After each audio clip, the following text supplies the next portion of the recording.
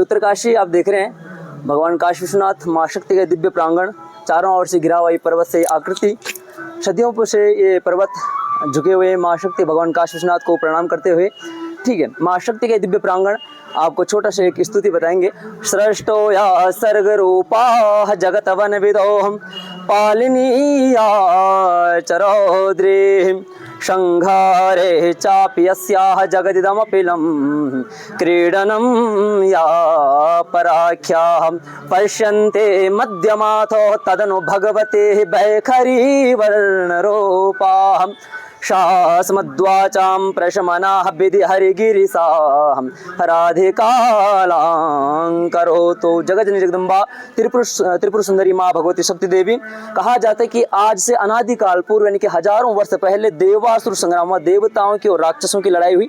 उस समय शक्ति रूपी त्रिशूल स्वर्ग से प्रकट हुआ और इस त्रिशूल से महिषासुर, बाणासुर जैसे राक्षसों का पतन हुआ। इस त्रिशूल का जो मूल भाग है वो पाताल लोक समाया हुआ है और पाताल लोक में शेषनाग जी के सर में विद्यमान और विराजमान है।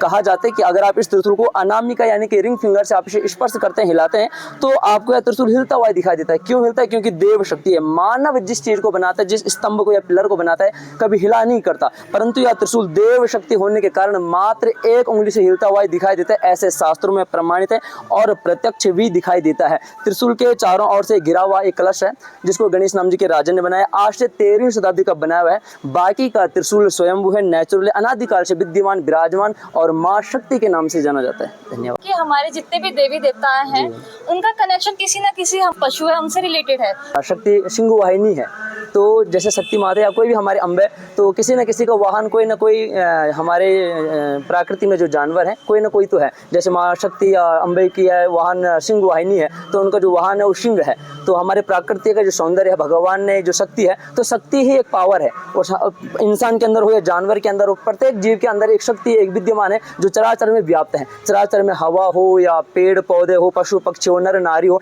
सबके अंदर एक न एक शक्ति है, पावर है। हमारे जानवरों में भी एक पावर है, एक जो वही शक्ति है जो विद्यमान चराचर में व्याप्त है।